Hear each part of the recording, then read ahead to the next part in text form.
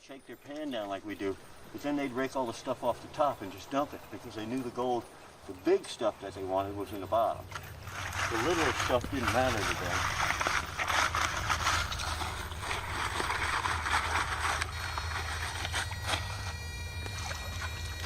So would you say that the people who panned Coker Creek back then did okay? I mean, I know they pulled a lot of gold out. Yeah, they did okay, but the cost, like this one company spent $325,000 to find $275,000 worth of gold.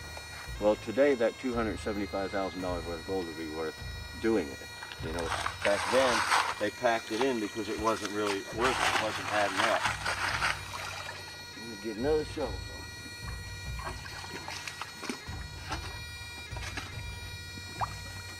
That's the whole key, is to get right on top of that bedrock and just scrape it like that and get all this stuff off. And then what we'll do is we'll come in here with the dredge and then just suck all that bedrock clean.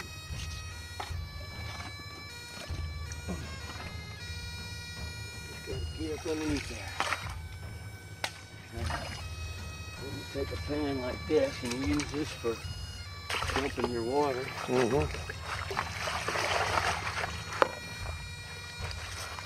But this is the hard pack stuff I'm talking about. Sometimes it's like concrete. And if you're in an area where you're not having this is bedrock right here that the old timers were breaking up, and you can tell because it's all rounded off already. The bedrock that we're breaking off is all square chunks. But the older bedrock like this, and you see how this stuff is like this concrete. You gotta really rub it to get it off. But these cracks and crevices right here is what holds all your gold. You know, it's not a big mining operation or nothing like that, but it's a lot of fun.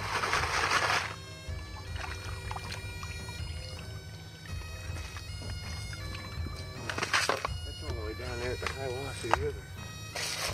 And then we look in here all the time because I've got some pieces back at the shop. If you remind me, I'll show you. They've got gold in them, pieces of quartz. Yeah. A lot of them I buy off people because I want them more than they do. Sometimes it's because you have good things to trade for them. Yeah. Or I'll trade arrowheads for them, or I'll trade stuff like that. You know, or I've actually traded bags of dirt, you know, bags of pay dirt for arrowheads or chunks of quartz with gold on them. Now what we're doing again is we're just mixing that clay with our sand. And it just gets all that gold to the bottom. And we'll drain this muddy water off. And you see these right here? That's those little clay balls, and they actually go through that screen. That's a 1/4-inch screen, but yet ball right back up together once they get in this pan. See that one right there? And we broke them all up before they went through that screen.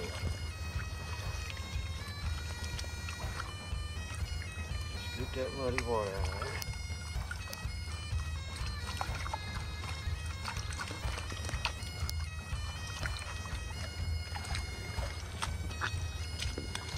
All right, you want to pan this one down? I'll pan it down. I don't know what I'm doing, but I'll try. Yeah.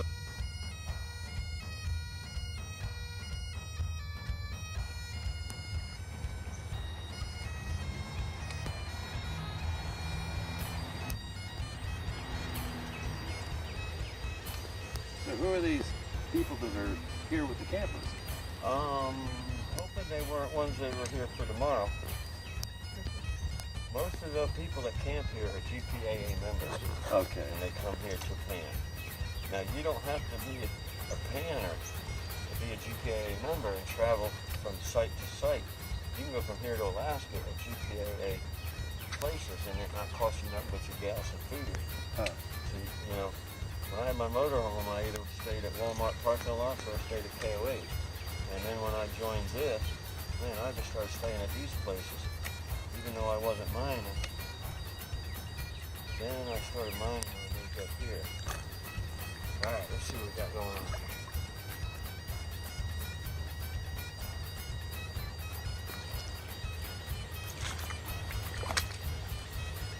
That's fool's gold, that first piece right there. You see Yep, how I it's see it silver? right there, yeah. Yeah, that's pyrite. And see how easy it moves? You come over Oh, yeah. Gold That's won't the move telltale like that. sign. Yeah, gold won't move. Well, there's some up there in the corner. Yep. There's at least a couple. And that little red one looks like a piece of ruby. A little piece of ruby or garnet. Really? Yeah. There's a lot of pyrite in there. Fool's gold. That's all the gold right up in there. Big piece here. Mm-hmm. Right there. There's a nail. Mm-hmm. See how that dredge caught that nail? Mm-hmm. Yeah. Yeah, that's probably $30, $40 worth of gold. Wow. Yeah. Not too shabby. Yeah, real good. And a nail. Nail. Yeah, I might got be- that, yeah. That's an antique nail. It might be worth more than the gold. There's a big chunk right there, yeah. But that's a piece of garnet right there. And that looks like a piece of ruby, maybe. We do find some black onyx around here, but I don't see none in this pan. That's gold. Yeah, oh yeah, All right. There, two pieces. I'd say that's the big one right there that you're pointing at. yeah. This one, yeah.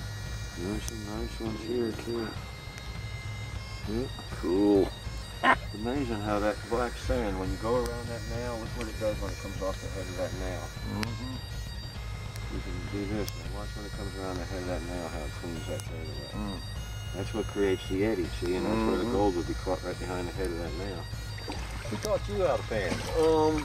Cotton mostly. Cotton taught me a lot. There's a story. I was down there at the creek one day with my little 2-inch dredge, and I was dredging for about an hour. And Cotton always comes around and he teases me all the time. And he says, "You're not gonna find nothing there, Bill." And I dredged and dredged for about 4 hours, and he sat there for 3 hours. And I did my cleanup, and I found 3 little pieces, nothing like this, just 3 little pieces. And he says, "I told you you need to go up there where that tree's hanging over and go right there."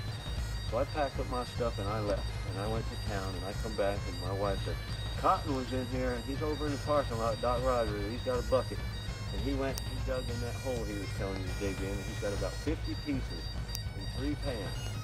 And I said, "He probably put them in there, but I'll go over there and look." And I shook that bucket around, he had about 50 pieces in the bottom. So I went down to the creek, and I looked in the hole to see if he had really dug there, and there was a hole there. So I had a panning tour that afternoon. I brought him down there, I dug in that hole, and I found more gold than I found since I've been here. So after the panning tour, I got my dredge, and I went back in that hole, and I dredged till dark. And I was up at 7 in the morning at light, and I was back in that hole. And for 4 days, I held that hole captive and wouldn't let nobody near it.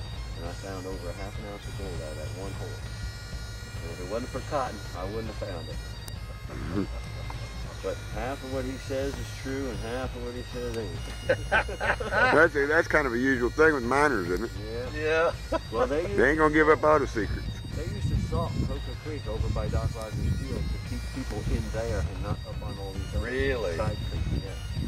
They would literally salt How it. would they, I mean, who would salt it? Who The would, old timers would dump gold in there. would just go get gold, some of their gold? Pour it in there. So that when people like me would come around, you know, back in the days, they had people like us showing up wanting to pan. And they would find gold.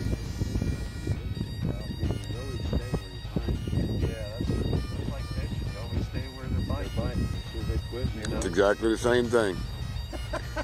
And the other thing that's like fishing is, you know the old saying about the worst day of fishing is better than the best day of work? Applies here too. That's true. You can get home skunked 2 or 3 days in a row, no gold, and you still have more fun than you do at work. I'm going to take this back because it's got some little spider eyes in it.